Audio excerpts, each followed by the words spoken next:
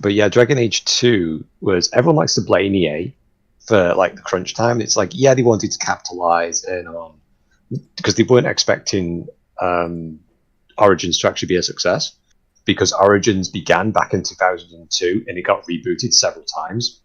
Like they just scrapped it and started again. You can actually still find the old pictures. It was on like the Neverwinter Nights engine. It's really cool, like the original ideas that they had for it. You see, there's a game they should remaster or redo. Neverwinter Nights.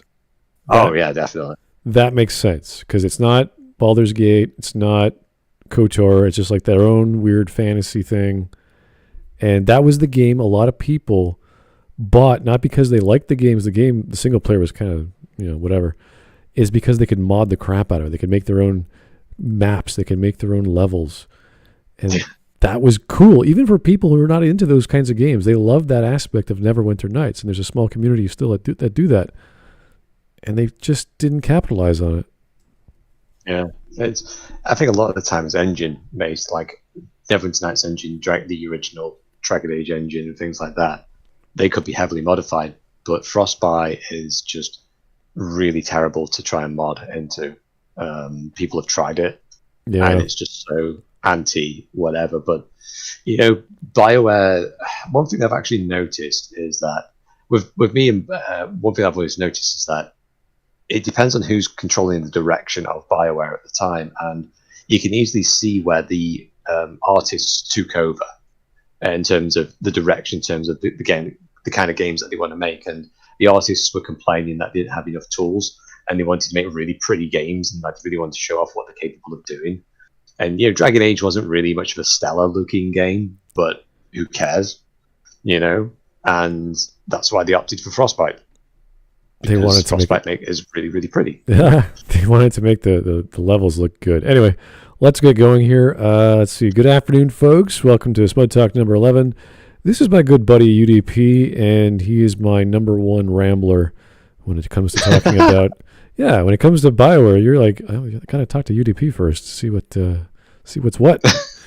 So a lot of people have been asking me in the chats of some Smudcasts, what do you think of this? What do you think of the trailer? It's like, I already did a video on it. If you don't like it, don't watch it. But UDP has some other comments to say, and we're just gonna ramble on for another hour or so. So just relax, sit back, get some eggnog, whatever drink you got in the fridge, have a laugh, and we're gonna watch this wonderful teaser trailer of a Mass Effect something. We don't know what it is yet. It's just a something from BioWare, which is I don't know. Well, it is a teaser, so teasers aren't supposed to be very tangible, but you still want to get something to say. Oh, yeah, here. Most trailers. Like I quickly went back and looked at a lot of the old stuff, whether it's like the Mass Effect 2 or even Mass Effect 3, even Andromeda one, and you kind of get a sense of the direction that they're going into. Really, like with Mass Effect 2, you had the whole Shepard dead thing. Mass Effect 3 had the whole like Reaper invasion thing going off, and with Andromeda, it's like, okay, now you're going to be exploring this other place. It's like, okay, that's the general push where they're going into it. This, on the other hand, I'm just getting a blank. Like, there's nothing there. Well, I'm recalling the media bombing of Andromeda once they finally had an actual goal and a date for making the game. I don't know about releasing it, but making it. And you saw like at least 7 or 8 videos come out of BioWare's website about the initiative and how what they're gonna do when they get there, and all the technology they're gonna build. So it's like, okay, cool. Like that was a thing. It was a dumb thing because they had a lot of problems with their videos talking about ice and water and all the other nonsensical things that didn't make much sense. Like building a space station when you get there. It's like, we built a little bit of it, but then we're going to build the rest of it. Like, oh, okay, cool. So, yeah, interesting that they went that route, but didn't really fill in the blanks. Like it was big idea concept stuff, as opposed to here's you building the actual station. Here's you making a fort. Here's you terraforming a world. None of that. It was just stuff. Here's a promotional video, which is kind of cool because promotional videos, when you're talking about propaganda or giving a vibe, like the Fallout series has that weird sort of 50s or 40s Americana, like, welcome citizen to the future, all that sort of weird attitude. That's neat. It gives you a sense of character. With the initiative on Andromeda, you were like, okay, right, yeah, that's it. Like, you don't know what exactly you're doing because no one has any idea. It's a big mystery, which I guess is the appeal. So, little sad, but what we got as a result. Anyway, let's start the video. This amazing, almost 2 minutes of galaxy art and zoom-ins of other things in the galaxy. A lot of people going, there's 2 galaxies. What could it mean? What is the metaphor behind? No, it's just 2 galaxies, mate. It's just to demonstrate that Andromeda did exist. Oh yeah, there's one guy in my comments is like, obviously it's Andromeda. How could you be so blind? It's like, dude, I don't care. This is not anything special. There are galaxies in the universe. Whoop-de-doo. They're probably also not to scale. They are not to scale. If you have one galaxy in perspective, you have another galaxy slightly smaller than the other galaxy, I'm telling you right now, they're not equally distanced, okay? Anyway.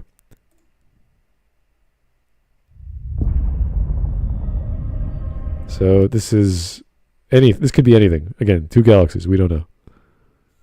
You look actually exactly the same. That's kind of the point. It's just big, nebulous, unknown star stuff. You're like, yep, galaxy. All right, whatever. Yeah, I thought Andromeda. It's been a while since I've actually seen the picture of the real Andromeda galaxy, but it's distinctive from our own, if I recall. Yeah, I guess if Neil deGrasse Tyson were here, he'd be like, well, this clearly is not Andromeda. I mean, this is not the exact size, the shape, the rings are wrong. Like, he'd be like, all over it. Yeah. But the average viewer is like, I don't know. Space. Galaxies, cool. We know now that in the early years of the 20th century, this world was being watched. So I don't know what's that from. It could be a 30s or 40s sci-fi drama thing. Like, what was that really famous one? Not Invasion of the Body Snatchers, but something like it. The Day the Earth Stood Still, I think. I'm trying to remember which one was. Right. Yeah, the one that was turned into a radio drama. And I think that might be it. But again, average viewer, no idea. I still don't know. I still don't care. So all this random crap, like, who cares? Roger, copy. Eagle Houston, you're a go for landing, over. So people are saying this is the apparently the center of the galaxy, where you had the fight at the collector base, I assume. No, because there's no black holes. Yes, this is not a black hole. This is a star. But they're telling me, no, this is totally this. Didn't you play Mass Effect 2? It's like, guys, there's an accretion disk, okay? Something very specific here is going on. I don't recall this in Mass Effect 2 at all, so, yeah. Sure station. Unknown vessel approaching. We need first contact protocol. Humanity now stands as partners in the galaxy. Okay, that was like a planet with two moons or something. We don't know what that was. I was guessing because of the value of Mass Effect 2, which is where Shepard died on Alkera. I don't remember the codex entry for Alkera if it had 2 moons, and I don't care because it doesn't matter. They're just zooming in past random stuff, and you're like, I don't know, maybe. It has to. A trailer has to give us things to identify with, and when we're talking about space, you have to be very, very specific because things are very, very far away. And you can't just zoom right in and then take away. And whoa, what was that? Could have been Earth for all I know.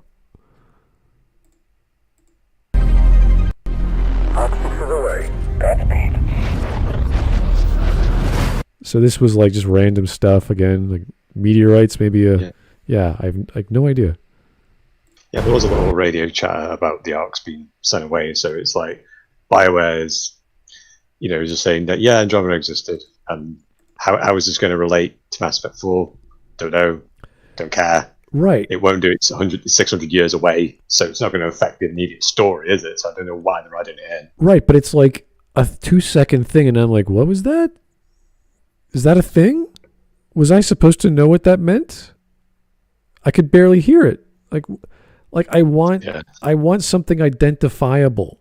You can't just throw crap on the screen or in my ears and expect the average player to go, oh yeah, I know what that is. That's Mass Effect. It's like, no, it's not. I don't know what that is.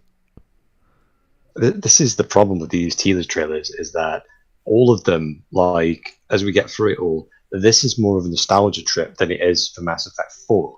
This is showing off more for the previous trilogy in Andromeda than it is for the latest one. It's like, why? I want to see Mass Effect 4. I want to see the direction that goes Mass Effect 4. I'm just seeing stuff that I already know. Why should I care about that? If I want to see Andromeda, I can load up Andromeda. If I want to play Mass Effect 3, I'll load up Mass Effect 3. I don't care about this shit. Well, a lot of people do, so they gotta appeal to someone out there. So it does make some sense to show stuff they might actually like old stuff. So well, this would be more suited towards the Legendary Edition. Yeah, that would make more sense.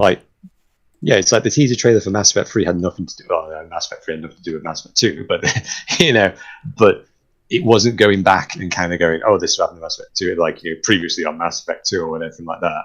It just showed you the immediate action of what's happening in ME3, the push of where they're going towards. So this, on the other hand, is just like, we're 38 seconds in and we still haven't seen anything actually new here, and it's just sad, that BioWare hasn't come up with anything original yet, or new, I should say, or a way forward.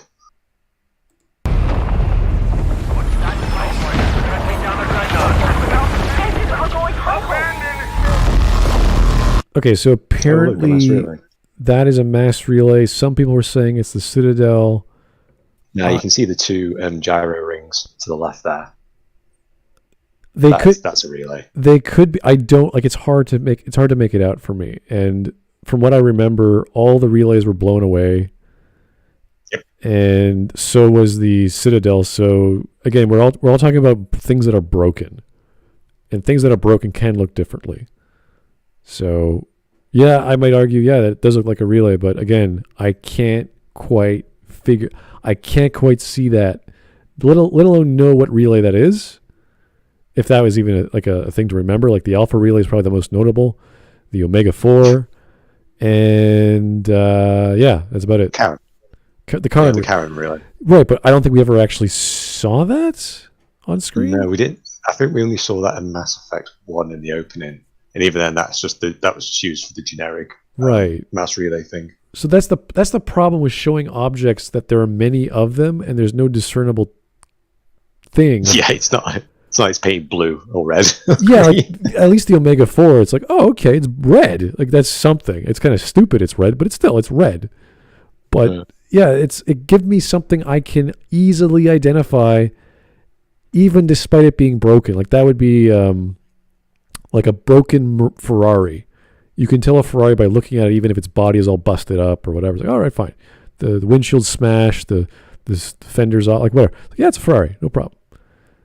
But this, it's the problem with this one. This is actually demonstrating a big problem that BioWare now has to overcome, and that was, even in the best case scenario, like the best possible case scenario, which was the Destroy ending, the galaxy's still cut off from one another. The mass relays are all gone, so interstellar travel is now effectively crippled.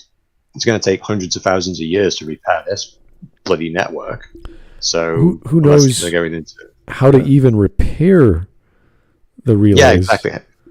We don't know what they're made out of, so how can you repair? This is actually an argument I had on one of the Space Docs videos, where people are like, oh yeah, we can make our own mass relays, and I basically went, no, we don't know what they're made of. Oh, you're just making it up. And I quoted the wiki. I was like, this is what the law says. It says an unknown material. We don't know what they're made out of.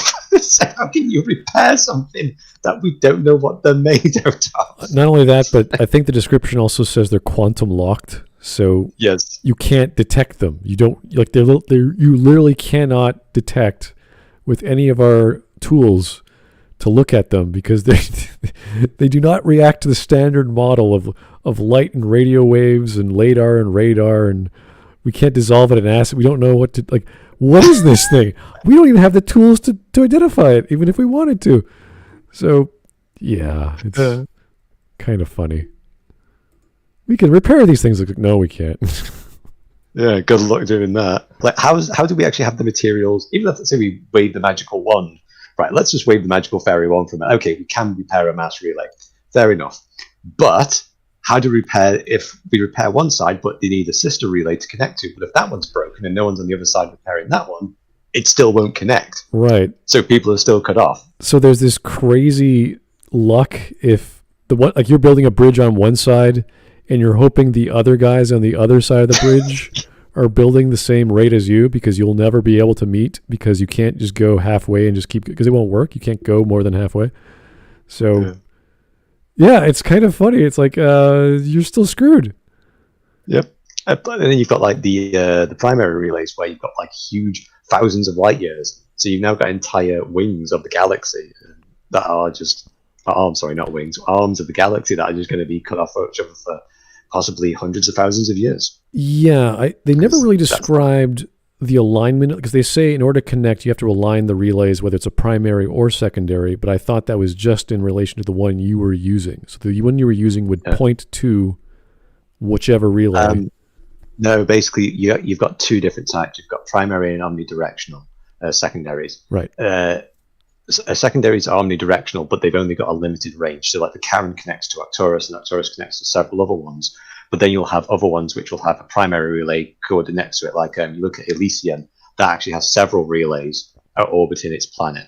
Right. So, or that's within its system. So you can connect. So the primary relays can connect to a secondary or another primary, but they can't. No, shift. primaries can only connect to another primary. Okay, so it's a two-way thing, and then you hope in the next sector of space you're going to, there's another relay that you can go somewhere else. Yeah. Okay. Yeah. So it's like imagine like you've kind of got a cluster of like small relays there, and then they are connected by a primary relay. Then you've got another cluster there, and they're all kind of within your FTL. Like the omnidirectionals are kind of within your FTL range, really. But for the most part, because of the static drive the static charge produced by FTL, as it were, that's why we've got such a limitation. But because Andromeda's come along now, we don't have that problem anymore now. So who knows? Interestingly enough, they didn't talk about how in Star Wars they have certain hyperspace paths that have been discovered. So there's only like a certain way to get to a certain part of space. Whereas with Mass Effect, you have a massless corridor, but once you exit it, you're screwed. You're actually traveling really, really fast, and you have to make sure whatever you just transported to is safe, and you have to slow down. And usually that's the case because space is very wide, but still, you have to like think about that. These things were made however long ago, and no one has they've never changed. Space has never one ran into a star one day, and then that was that. Maybe I think might have been a story about that, but it's no one has ever built them to make new pathways, and it's kind of funny as a result that no one's bothered to care, and even that was mentioned by what was her name, Matriarch Alita. What was her name? Atelia. Oh, yeah. And she was like the only people. It's like the only people that were on the cusp of unlocking mass relay technology were the Protheans. That's the stuff that we should have been looking at, really. It's like, hey, these guys have almost unlocked it. Should we be focused on that? Nah. Yeah. Japanese dancing and they made their Omega. They made their own relay, which is crazy. So that they managed to do it, whatever. And it was just for a one-time thing. Yeah, it was a one-directional thing, So it was like, oh, okay. And it was all to do some sort of crazy resurgence so that they go away for a while, then they turn it on while they're in stasis, so the war is over. So the next group of people are like, yep, it won't happen again. Like, oh, maybe we should have researched that thing. You know, instead of just looking at it like a monument. Like, oh, it's just a monument. Yeah. Which is kind of sad because I honestly thought that was the weakest part of Mass Effect, the first game. It's like the conduit is what? It's just another mass relay? Really? It makes sense why they did it, but that's a heck of a lot of technology that they waited to use on the hopes that another cycle would be fine. I was like, wow, why don't you just use it then? Wait a few hundred years, then go. It's like, no, we couldn't risk it. Like, well, why not? How are they going to trace you back? It's a mass relay. You created it. They have no idea where it came from. If they were to do that, if let's say it was a bit of retroactivity thinking here, they could have said that, how did Sovereign know, or maybe Vigil actually sent out information towards the various cultures, then Sovereign picked up and went like, hang on a minute, there's a back door and a back door. Wait, we can't have that. And I was like panicking. Yeah, whenever Sovereign comes back to the Citadel and he sees all the changes made, it's like, what's that weird mass relay looking thing in the Presidium? It doesn't matter. Who cares? Hang on a minute, that looks awfully suspicious. It's like, that has the same technological components as the mass relays. Yeah, what could it be? I don't know. Yeah. That's actually something that when the Reapers were actually wiping out the Protheans, like they just kind of left that there.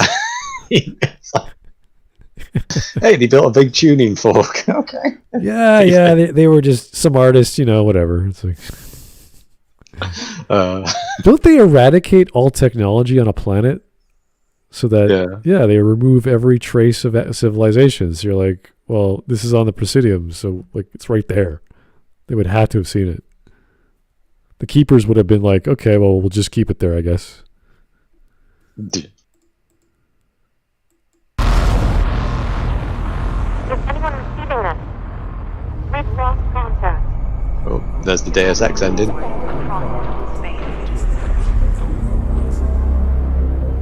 So I hated that zoom in to focus and just go, like, what is that constellation? No, it's nothing. Yeah. Just nothing. Another 10 minutes wasted. Or 10 seconds wasted. Yeah, people are going to be like, that's the cluster that we're going to be focusing on. It's like, oh, great. So we're not going to be bouncing around the galaxy. We're just going to be focusing on one cluster.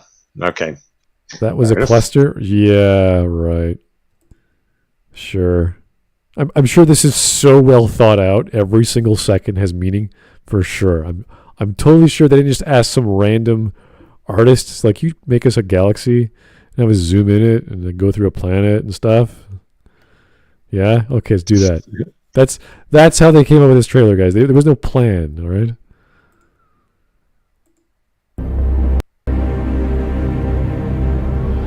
Here's the actual new content now. Like we're a minute and 4 seconds in, and we finally hitting something from Mass Effect 4. So I mentioned, it's like, wow. Yeah, I mentioned this in the trailer or the video I did because this is the only thing that we've seen before on the blog, which was their weird-looking 2-engine shuttle thing. It's like a big shuttle, but it's still a shuttle. And it's like, oh, someone's using it. And it could just be just for this trailer or just for promotional material. So it might not even be in the game. Like, we don't know. And it's like, great, there's something we can identify, but it's nothing new. And that's the problem. So like, you want to see something which you can relate to and is new. And because this isn't new and we've never seen it before, we're like, oh, it's just a shuttlecraft. Who cares? Could be anything. Yeah, it's a shuttlecraft on protein bars. Yeah. That's what we've got. And it's another planet with 2 moons. You're like, oh, again, the 2 moons. It's like, okay. A lot of people are going to be speculating that this is the planet that the kid and the old dad was like, tell us one more story about Shepard. I know someone's probably theorizing that right now. Yeah, just let's try not remember the ending of any of the endings, really. Just why they pulled out Buzz Aldrin. I'm like, oh god. It's probably where half the budget went, actually. Can we get Buzz? Can you like phone in some voice lines and imagine you're talking to your grandson or something? I was like, what? Okay.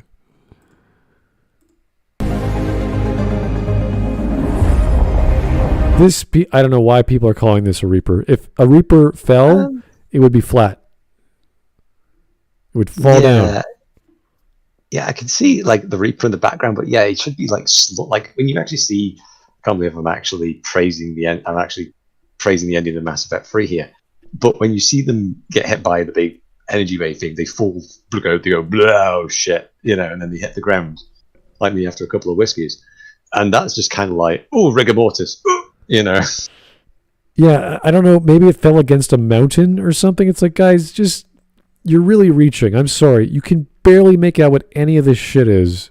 It's covered in ice and snow. Where are you going with this? Yep. It could be metallic. I'm sorry. I just can't tell. Yeah, it's like there's a Reaper. You kind of got something Reaperish looking in the background, and you can kind of see on the right hand side there, something looks like a pipe of some description. Maybe, yeah. It's just like. But either way, it's just like, okay, it's a dead Reaper. We've seen dead Reapers before. What's new? Where are we going? Why is Liara here? Why would Liara go anywhere near a dead Reaper when we know from first-hand experience Reapers can still indoctrinate you? Her mom was warning her about her getting indoctrinated. She should be extremely knowledgeable of all this, being an information broker. So all of this is like, I don't think this is something Liara would do if she knew this was a Reaper. So did they like poke it with the science stick and be like, you indoctrinating yet? Yeah, it's something so weird that why would you even think that, this is totally Reaper. It's like, okay, fine, speculate, I don't care. I like the way of how she's using her hand to like block out the snow. It's just like, you can wear a mask. I've got a pair of goggles in my drawers right there. I've got more advanced technology than this science fiction game right now. you would think the explorers to strange alien planets would have like space suits. Oh wait, we do have space suits. We saw them in all 3 games. That's right. Duh. Liara, the smartest person in the galaxy is, I don't know. I'm not going to wear my helmet today. She has like face breathers. She's got all kinds of helmets. Yeah, never mind.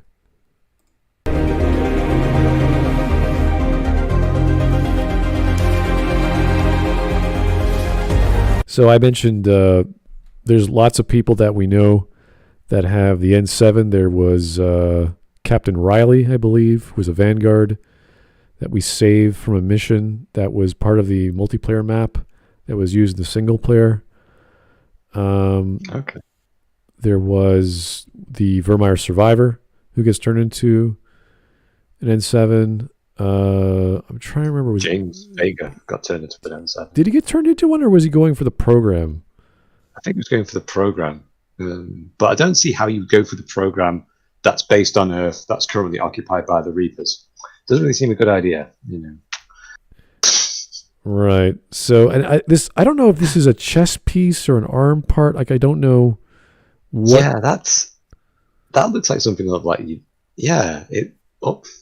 I've never really seen that because all the chest pieces have like the pectoral bits, and then they had the N7 on it. I was thinking of the the scientist gear. Was it Mass Effect 2 or 3 where you change your uniform to the scientist or engineering outfit? I thought that could have been like that, but maybe. I don't remember the N7 logo on it. Yeah, but the other thing as well is that this N7's logo is, let's humor the people and say that, okay, they're on a Reaper, and she's just picked up an N7 logo on a Reaper. It's like, okay, why is a dead N7 guy on a Reaper? Like, why hasn't it fallen off? Right. Why? It's like there's a lot of information that's like, what? That's a major coinky dink. Right. Like, did Riley do that? Did what happened to Caden or Ashley? Like, this wouldn't be Shepard because we know it's not Earth, and Shepard died on Earth, so it's like, or fell on it, whatever you call the destruction ending. So what is this? Where is this? And this is where it gets dumb, where you start going, all right, maybe it's on another planet several years after, and Liara's finding the remnants of the body of Shepard again because she's so old, and Asari looked really hot despite being 400 years old or whatever. So it's like, Well, I yeah, can find mine. yeah. Even Samara, who's like 1,000 years old, she's like, yeah, she looks like she's 40, I guess. I don't know. So, or it could just be a piece of a gun. I don't know. They put N7 logos everywhere. Yeah. Everyone uses N7 guns for whatever reason. It's like, oh, can you do that? It's like, I guess so.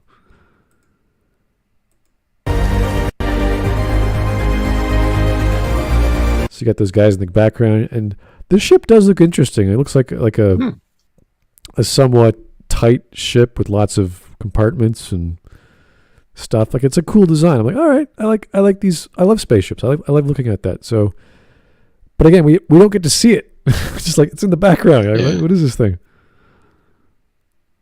It kind of feels like I don't know, what are those colonies? These prefab colony units like you would see in Andromeda. They all look like living compartments or whatever. That's what it kind of felt like. But it's a shuttle, so whatever.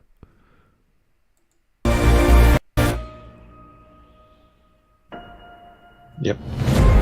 Yeah, so blah, blah, blah. Nothing. That's all. Yep.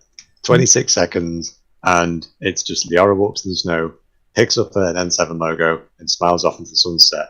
Prepare for Mass Effect 4, everybody. It's going to be a ride.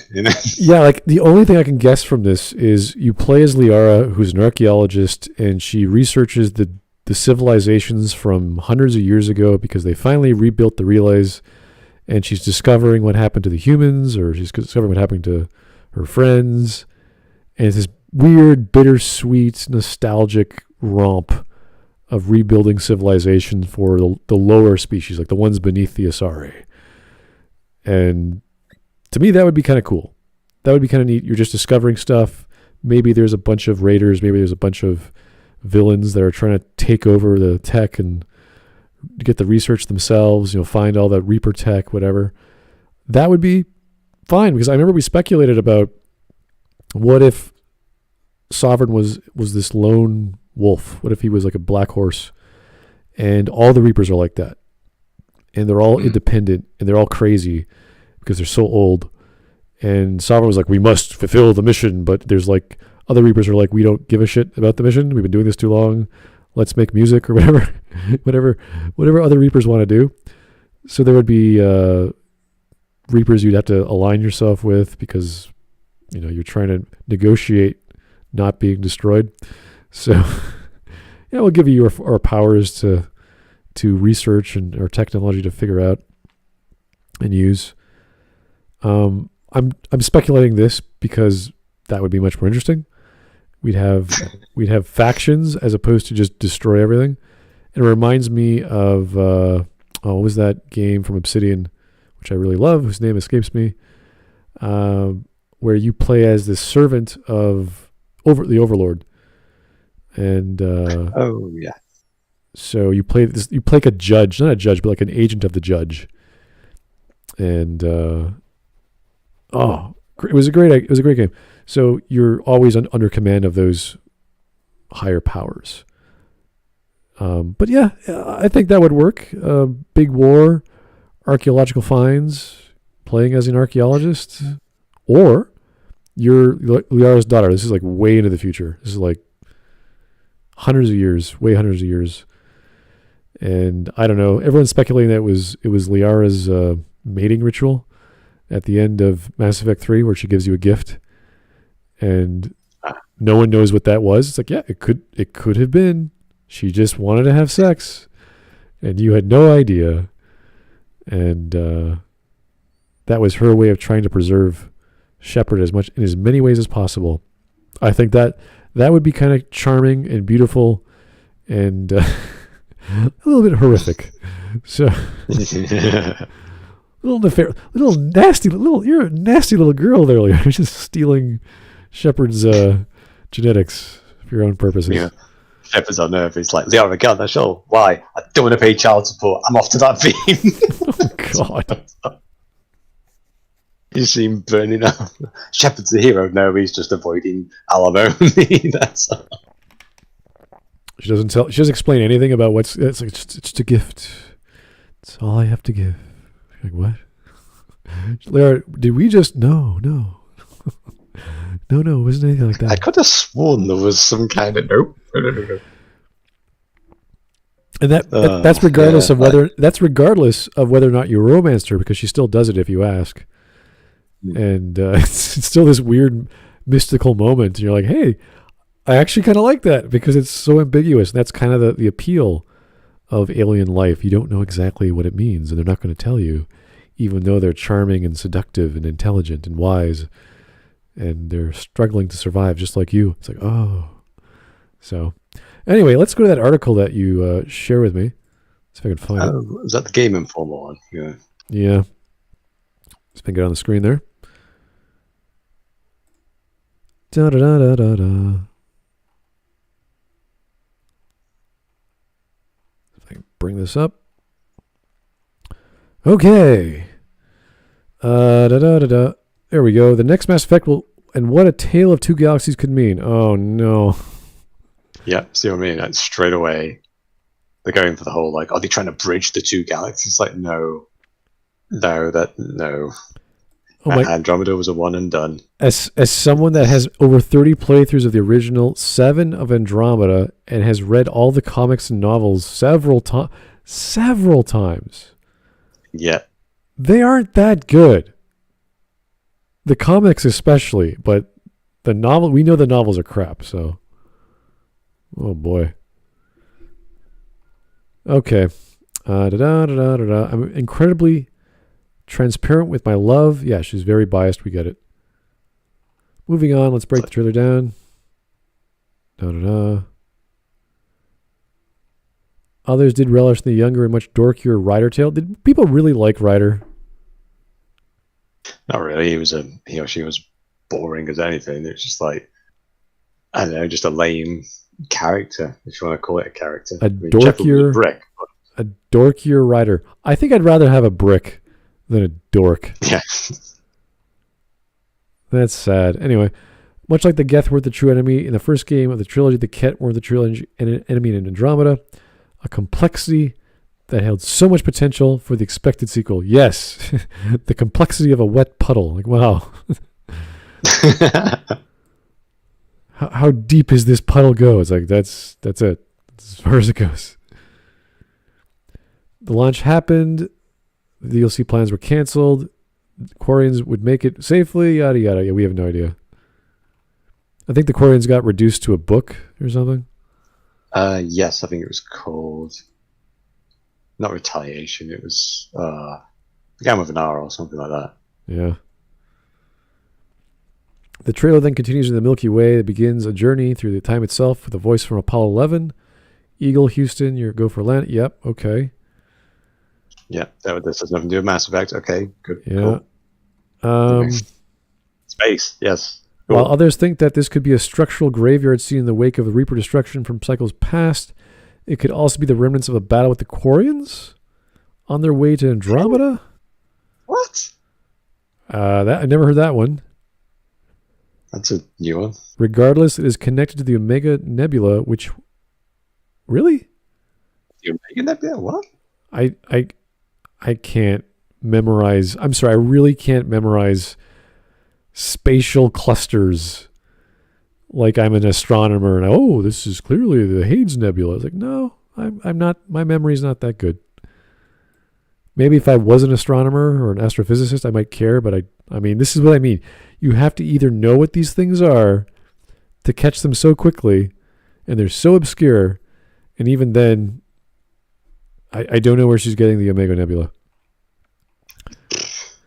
The next sequence scene is what makes me think it's not the collector base, because the next shot directly references the first contact war when humanity stumbles upon the mass relays. Okay. Arcturus Station, unknown vessel. Yep.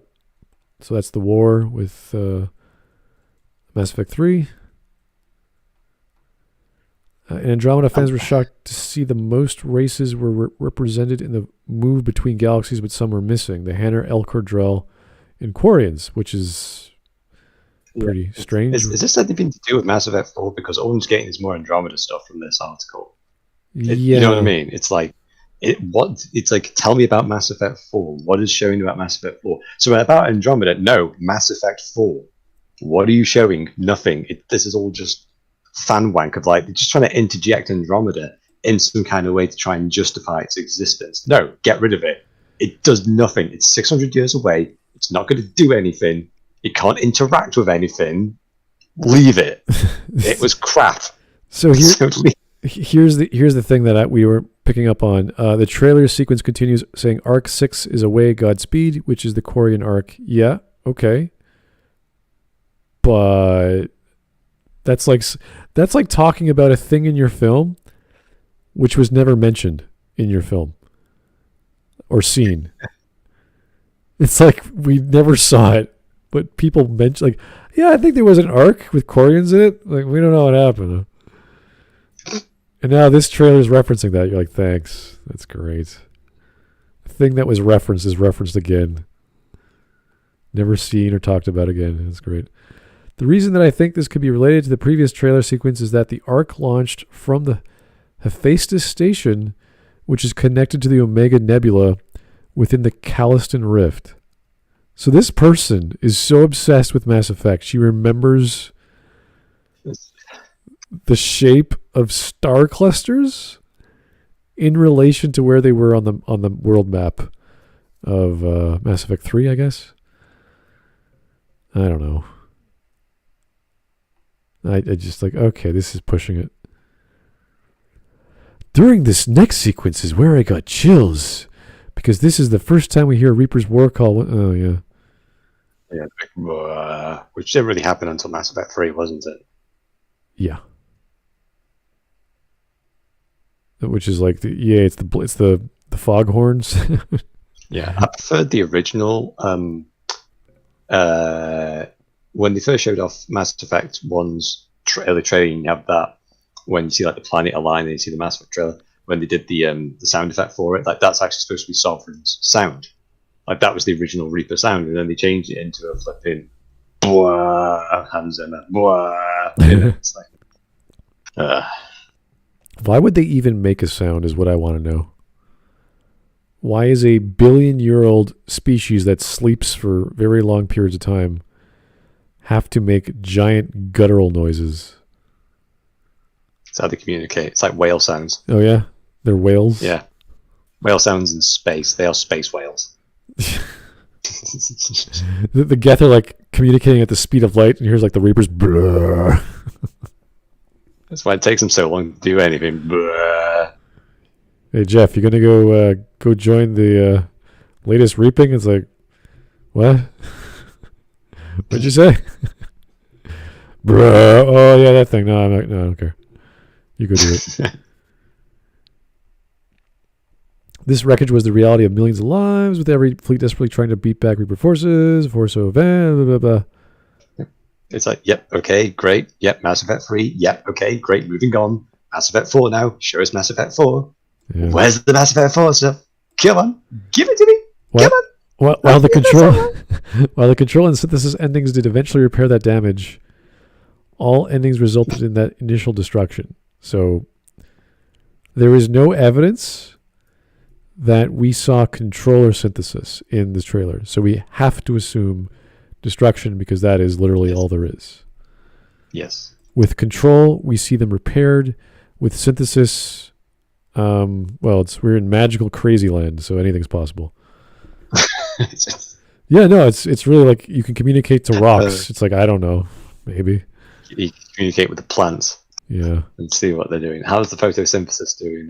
Synthesizing. Yeah, hey, we're all synthesis. After the initial blast, the mass relay shut down. No, they blew up. The entire Milky Way. Yeah. Yeah, wait a second. This is the problem I have with the trailer. Even in the best destruction, didn't the rings completely blow away? Yeah, that was in the revised ending, where BioWare was like, we didn't mean for the mass relays to explode. You said they would explode.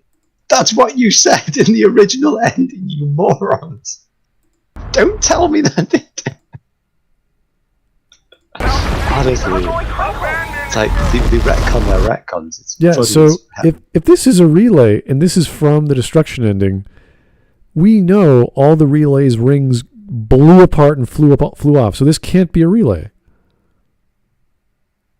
Yeah, unless we'd actually have to look up the original ending for the thing, which should actually show. Yeah, you actually see the little gyro rings going whoop, Right. and they blast away. There, it's like they're retconning thing. I've told you, I said this. They are retconning the shit out of the ending of Mass Effect 3 because of what it put them in. You know. They have no other way to go. Yeah, it's funny that they're defaulting to doing a story that continues from Mass Effect 3 as opposed to Andromeda, just because no one liked Andromeda. we gotta make a game that sells, guys. What do? I don't know. Not Andromeda. Good idea. Okay. And Andromeda wasn't the black sheep of the family. It was the ugly red-headed stepchild of the family that gets hid in the basement. Yeah, falls off the away. It's like, yeah, go play with your little sister. It's like, where'd she go? I don't know. Off the cliff. Okay. Humanity is all about what? Humanity is all that we have left, can be heard with a hybrid mashup of voices. Wait. Slow down here. When was this? Yeah. The trailer isn't done yet. Keen-eyed fans know that BioWare is the king of hiding some of its most important details, but humanity is all that we have left, can be heard with a hybrid mashup of voices. Really? Yeah, there's a bit before you see the little nebula thing where it kind of focuses and then fades out again. You do kind of hear a little like a ASMR kind of like just to kind of get the YouTubers all that kind of going, what could this mean? It's like, it's nonsense because BioWare are going to change it regardless. Who cares? Yeah, here's Jaegerbomb 2. Thank you. I'm taking the Mass Effect trailer with a massive grain of salt. Love it. If this is a continuation of the trilogy, BioWare hasn't had a good track record. It has to be, because Liara is there. There's the only thing we can identify that has any real connection to anything related to Mass Effect is Liara. Everything else is like speculation. So... and the other thing as well is that BioWare tend to, let's just sort of say, lie in their marketing. Like, they'll show off one thing and then they'll be like, yeah, that doesn't really happen. And then we'll just try and convince our rabid fan base to try and convince themselves otherwise, and they will. So, who knows? All right, so she talks about the ship, which is another thing we can identify with. Shredded figure, it's Liara. Many think this is a mountain, which definitely looks that way, but to me, again, when things are dead, they do not fall down into a reclining position. They collapse. Okay? If you are a 2-kilometer tall building, you go boom, and you flatten out. Least resistance. You go flat on your back. Reapers don't just go, oh, there's a wall, there's a mountain, I'm just going to lean up against the mountain and die. It's like, no. The Reaper, when he gets hit by the magical glowy thing, it's like, ooh, I've got a really bad headache, I need to take a sit down. You know, it's like, ooh. A big reason for that is like, just I remember the those two soldiers behind the whatever cover at the ending, and then they see the two Reapers fall down, and they cheer and cheer. It's like, those things are flat; they are falling down onto the ground. They're not like off to the side. Anyway, it doesn't really matter, but. Personally, I wouldn't be cheering if something 2 kilometers tall would be falling down. I'd be like running for the flipping hills because the amount of debris that would be, catapulted towards you. Plus the ground is already a giant hellscape, so whatever was thrown up in the air is like, you want to be anywhere around that crap. So a big reason for that is the previous frame directly references the Reaper destruction. What? No, it doesn't. When does it do that? It just shows the destruction of the relays. It's because this is where people are starting to think that the stuff in the background is an actual dead Reaper, so people are thinking that it is the story ending. There's no sense of time. If this thing died and then was covered in snow, that could be 3 days. That could be 300 days. I think it could be 300 years. We have no idea. Well, considering the amount of snow that's actually on it is only like, maybe a couple, not even half a foot. So not a lot of snow, really, not a lot of time with passed. Here we go. The fact that she bends down to pick up an N7 helmet. How is that a helmet? Actually, do you think that's part of the cheek piece? Now that I'm thinking of it, let's find out. The bit where they can kind of rotate the visor. Oh, where the ear is. Yeah, I think that's what it might be. Actually, it's possibly Shepard's. Where Shepard's helmet has been everywhere, hasn't it? That was not a euphemism, by the way. Full chat spells going. All right, so here, I don't know if you guys can see that on the screen, but if you look at the she's right. It is the helmet. It's the ear part, and it curves. Okay, it curves. That's why I was confused. So it was the helmet, and it's the back of the helmet with the N7 logo. But the thing is, I mean,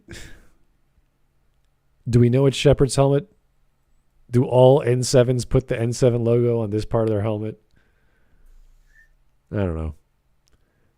I just find it funny that she finds another Shepard helmet on the ground of a frozen planet. She's like, not again. I got to bring this guy back to life again. It's like Shepard's. So Shepard threw his thing into the beam. Then when the Citadel fired off its energy thing, the helmet got catapulted into another planet, and because Shepard's made of whatever the hell he is out of, survived the impact on this planet, hit a Reaper, destroyed it. Yeah. Okay, so we know it's Liara. Fine. The trailer then ends up with her looking off into the distance with a ship that landed, and da-da-da. One is obviously a Krogan, with the left being a Solarian. Really? Let's have a look. The middle person looks like a human, but could easily be a Drell. My gut says human. Yeah. Okay. Unless Miranda was back with another go with the Lazarus Project, I think it's best to say, yeah, please stop. Please no more. Liara, we can bring him back again. It's like, no, please stop. It's just a matter of resources. I can make it happen. Like, Miranda, please stop. Your glory days are over. Yeah, the elusive man, his unending pile of cash is gone. You can't just buy everything in the galaxy anymore. The second reason is it takes centuries to make it from the Milky Way to Andromeda. So how does that explain Liara? Easy Asari have incredibly long lifespans. What? Did you not realize that Andromeda, they were in cryosleep to ignore the whole 600-year problem? It doesn't matter how long it is. If you're in cryosleep, you're laughing. So who cares? So the assumption why are you talking Andromeda? Anyway. The assumption that this is in Andromeda is kind of weak. Well, they connect it. Like, they're just trying to hammer in something like, was it the remnants that were the unknown thing in Andromeda? It's like they're trying to get the remnant going to try and influence the Milky Way now. It's like, no, because it's like 600 years away, and they don't have their FTL system is different from the mass relay technology that everyone's based off of. So no. Basically. So she thinks that we're going back to Andromeda, but it will be more integrated with the trilogy than previously planned. What? I can't even follow that.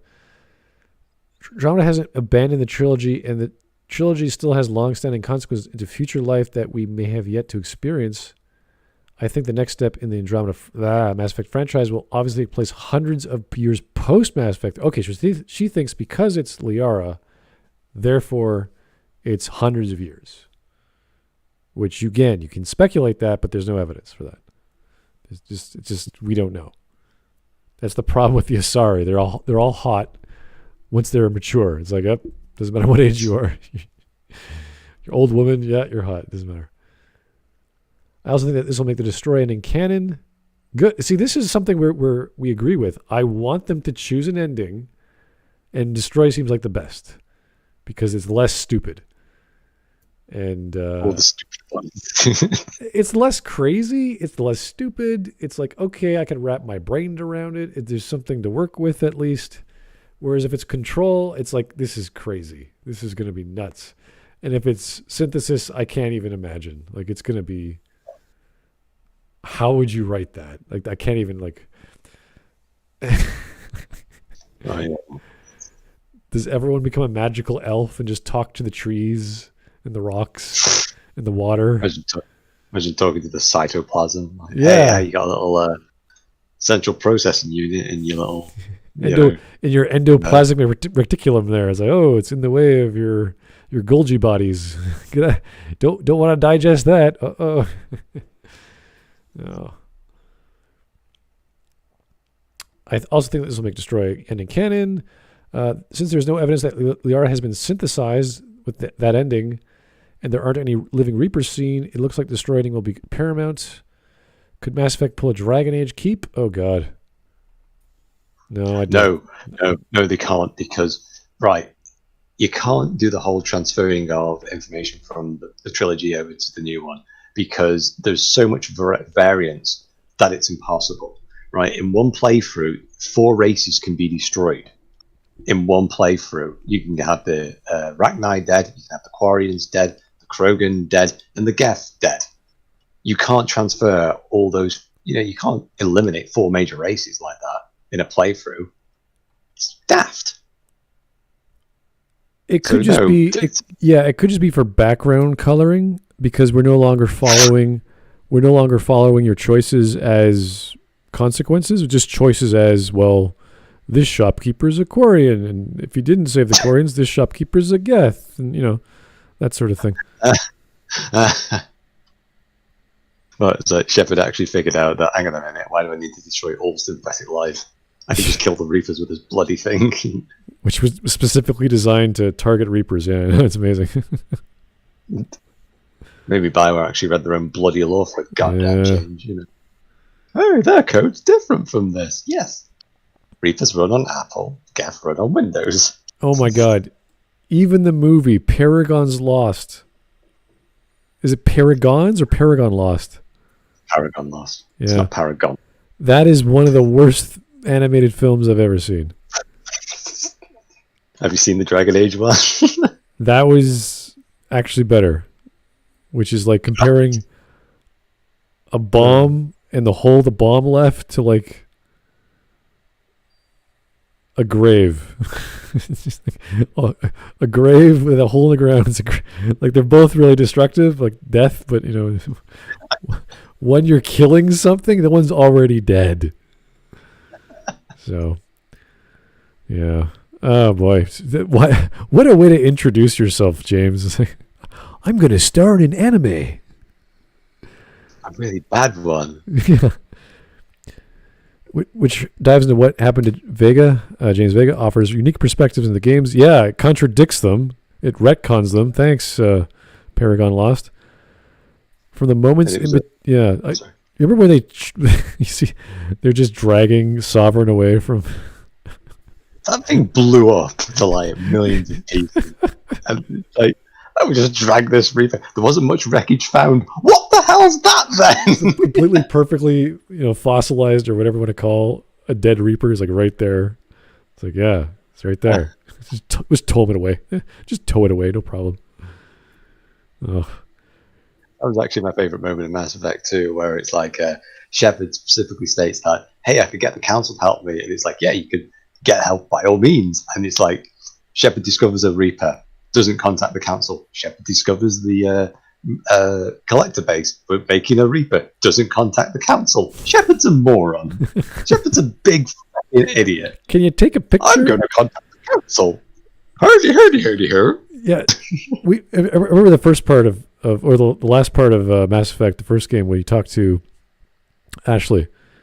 It's like, at least we have our suit recordings. It's like, we have suit recordings? We were recording everything? Everywhere we go, really? Like, that would be nice to show the council. That'd be really great for evidence that we talked to a Reaper and a dead Prothean relic. Like, that'd be great. Like, no. Even do, like, what was that movie now? Was it Contact? Where they were like, yeah, there was like, all the footage got scrammed, but there's like 14 hours of it or something like that. Right, yeah. With what's her name? She was that's that space traveling device. She had to they put a chair into it, and they were recording stuff, but it was all like static. Yeah, could have done like maybe 'cause you count a lot of Reaper technology in the additional missions, like, and Garrus actually even talks about the techno cults of like people replacing their entire bodies with cybernetics and things like that. So you actually already get in Mass Effect 1, you get this hint of like the Reaper influence starting to infect the galaxy, like Sovereign's planting these things around, to get agents and what have you. So, and then that just kind of goes like, no, it's like we found this device in this planet and it's not connected to anything, and yet it looks very similar to what that thing is right there. Let's put 2 and 2 together, lads. This is strange. There's so much more to explore out there, and every bit of it offers small pieces of it to a much larger puzzle that is the future of Mass Effect. No. You see, there's no reason to explore how Shepard's body was brought back, or how Liara got Shepard's remains. They showed that in a comic. It was really dumb and poorly told. If you're not, I don't care what you want to do. You just have to do it the right way, so it's not a pile of garbage. Those things were hot garbage. They were just hot, smelly pieces. Like, are you serious, Mac? That you wrote this as a comic book without having any idea how comic books work? It's just like, Did like Liara have like a vacuum cleaner or something? Who was a Shepard, She turns into a superhero. It's like, this is not Liara. She's angry for like, why are you so furious? You should be seeking revenge, but you're like, I'm gonna kill you. It's like, just calm down. Anyway, yes, there are many ways to continue a story after the end of Mass Effect 3. If they're going to choose an ending, destruction is the way to go. Would it be interesting? Anything could be interesting if it's done a certain way. And Liara is a good way of doing it. There are worse ways, there are better ways, but, it can work. I'm not saying it's impossible. BioWare's track record, though, however, we are not holding out for a lot of things. They say that they're working on it. Remember when I found that footage of Mac Walter saying that, with Andromeda, it's like, oh yeah, we're just in the final stretch. We're just focusing on polish right now. Yeah. Like 6 months before release, and he was like, you were fucking lying right then and there. You could tell that even I back then was telling he was fucking lying. Actually, to be fair, I found the count. To be fair, with Mac on Andromeda, that wasn't his fault. He just inherited a big pile of shit that hadn't been working for like the past 3 years because he was fucking around. Because well, when he said during that weird interview, which was like a Skype call, and he was like sitting in the camera was like a wide angle of him sitting on the couch, and he said, "Yeah, it was like, oh, it's all polish. We're all just doing polish. We're just working. You polish it? It's like, faces. Are you serious? Like, what were you polishing? Everything's messed up. You have bugs up the ass. It was a joke." But no, he did inherit a big pile of crap, and we can't blame him for too much. But he was still the writer. He was really right. I don't think he was actually writing. I think he was just pointing into a direction. Because I've forgotten the person, because there was like 3 lead writers on Mass Effect Andromeda. They're all credited, and 2 of them I think moved over to Anthem, which would explain a lot. And that's when Casey was gone, so he had nothing to do with Andromeda.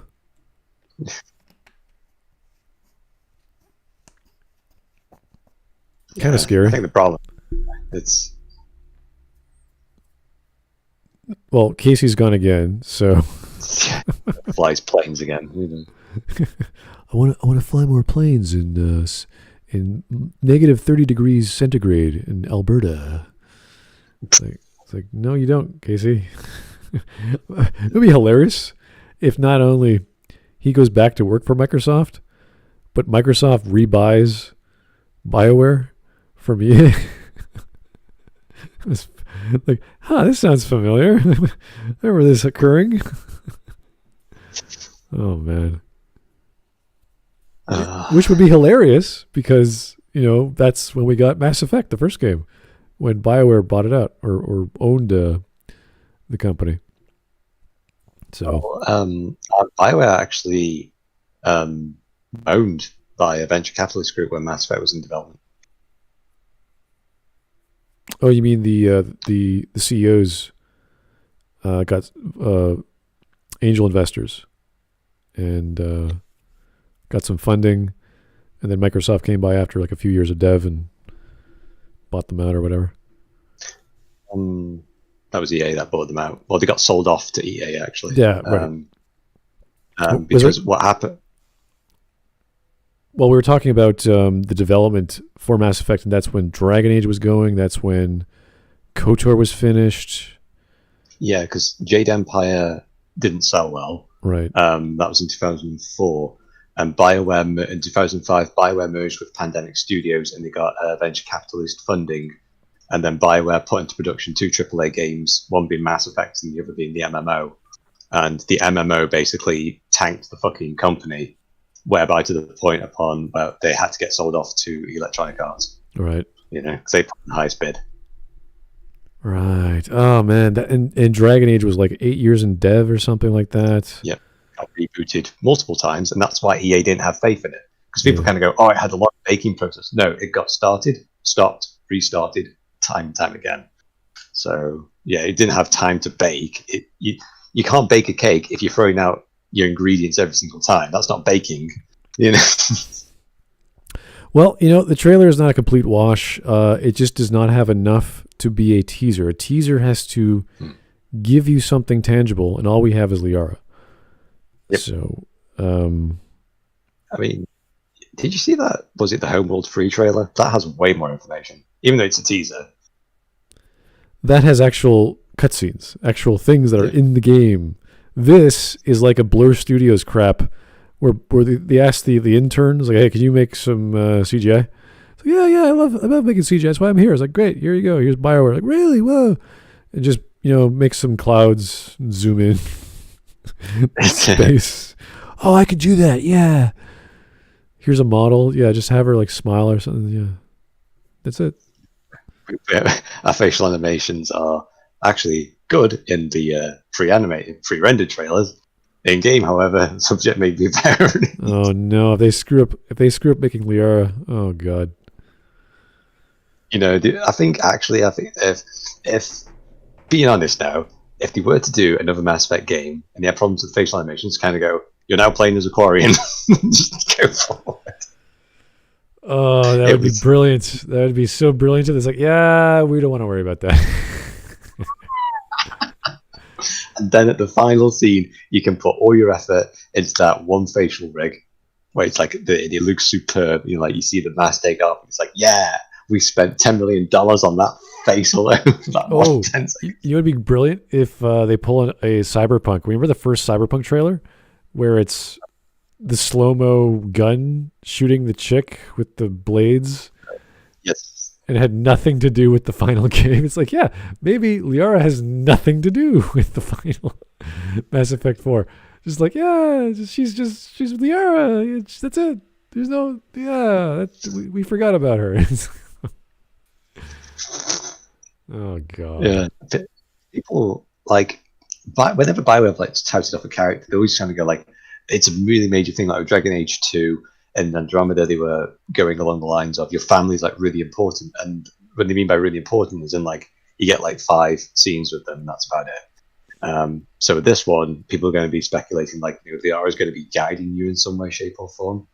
I don't know, but to how much influence you'll actually have will probably just be cameo at best, I reckon. But that's just me being a cynical arsehole, to be fair, because of BioWare's track record. Yeah, well, at least it's something that people care about. I don't think people cared about Ryder and company as much as they cared about Liara. She's been in the series just like Garrus and Tali have been. So, and she's one of the few characters that cannot die in the whole series. So that's something. So they can't bring out, like, they couldn't have brought out Miranda because in your playthrough she could have died. Or Tali, or Garrus, or anyone else. So they had to pick the one character who can't die that everyone knows has some relevance and staying power, which is the safest thing they could have done. What does she do? She walks around and she picks up a piece of junk. Like, that's it. Like, wow. All right. Well, I think we've pretty much exhausted this trailer. I mean, we did it a while ago. Yeah. Kind of got a. I think another thing as well being funny is if, like, tell it. Liara's like, I can admit it. Everyone that I know and love's dead because I outlive everyone. This is kind of sad. I know the Asari have a very different set for life and that kind of stuff, but Liara's different. Wait a second. Can Liara actually die in Mass Effect 3? I can't remember. I don't think so. I believe if you get one of the low score endings, basically she gets killed in the beam or something like that. If you take a with her on the squad mate, basically Harbinger actually kind of goes, "Hey, I can actually aim with this thing," and just goes, "Bleh." Oh, cool! That's awesome.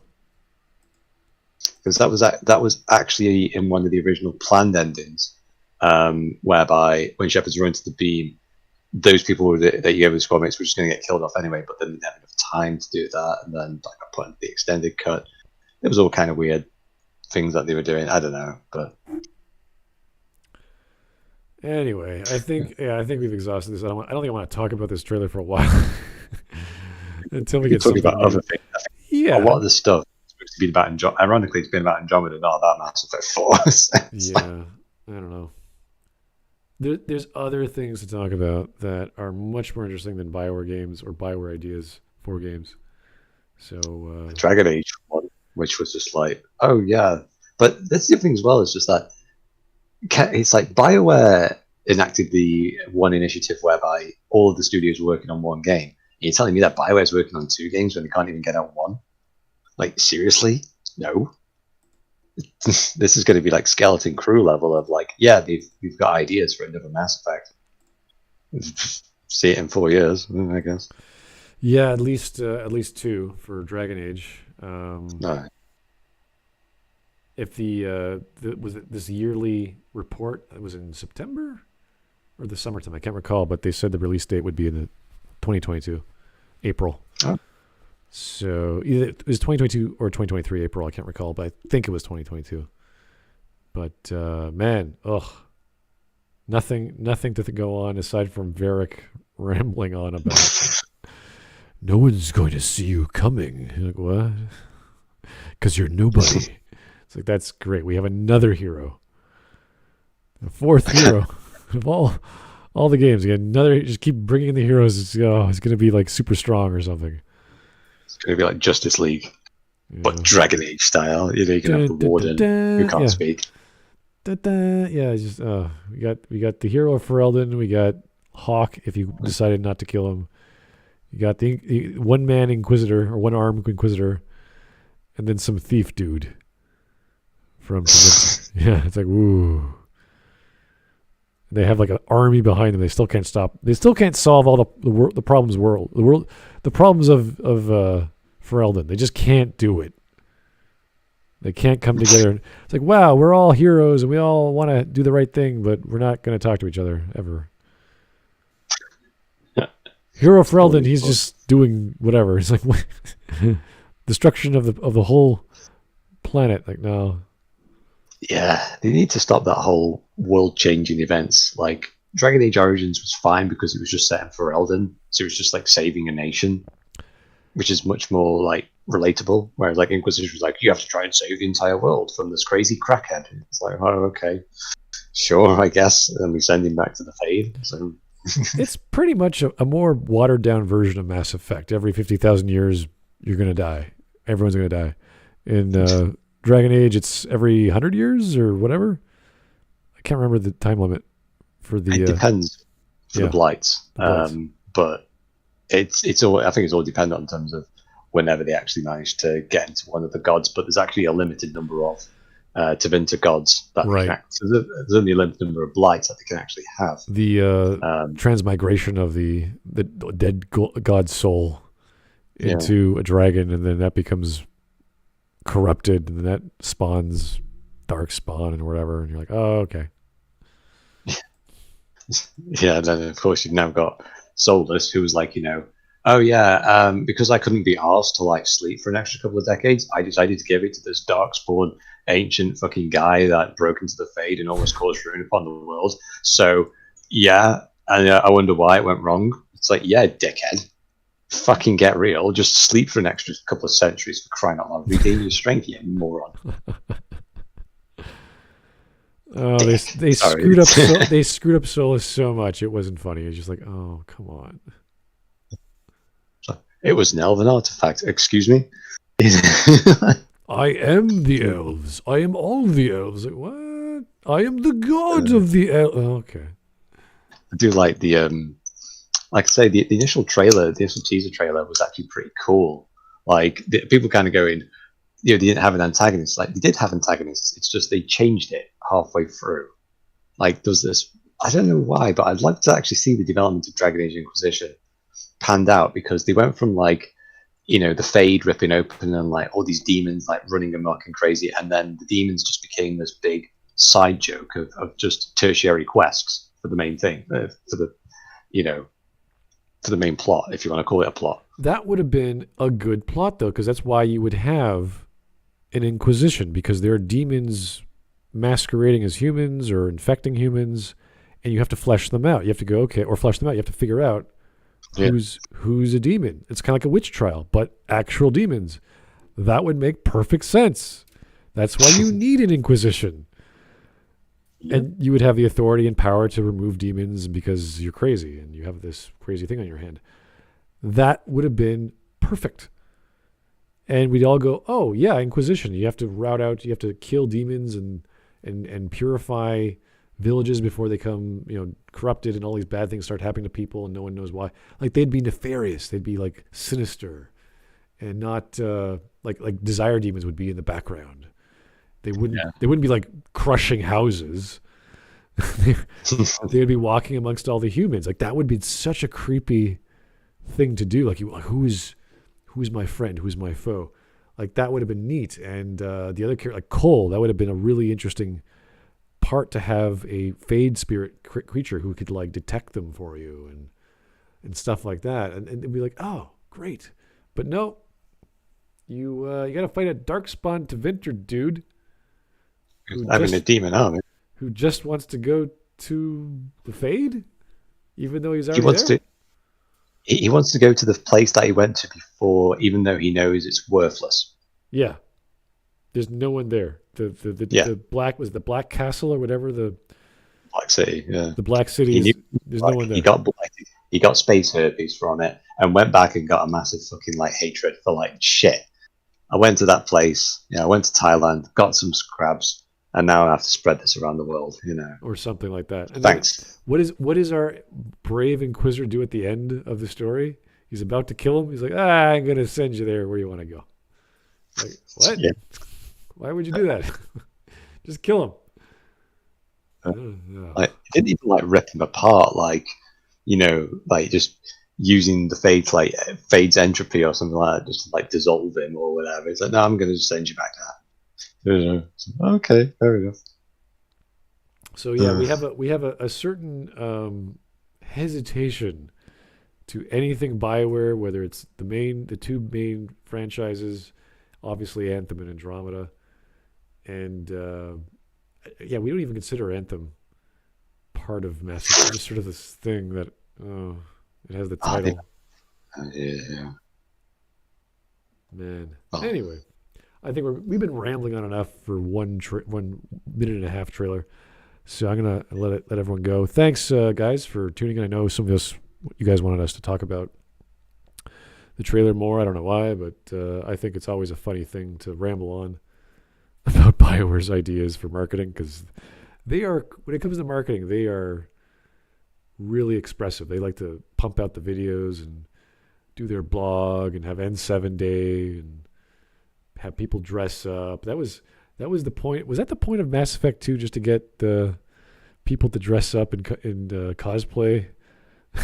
They actually had some of the VAs, like Thane, Samara, Ashley, and was it Vega in some Khan or something, that actually had them all dressed up in their armor and gear and stuff like that. Yeah. I know they kinda wanted sad. fans to do it. I know that one of the big deals with the conventions was to get so many characters that someone would be attracted to doing one, and then they just have all these people dress up to go to cons and Mass Effect 2 characters. So, but really awesome stuff when people do that, because the Garrus ones were pretty amazing. Anyway, we're going to call it a day. Thanks, guys. We'll talk to you real soon, and happy Christmas Eve.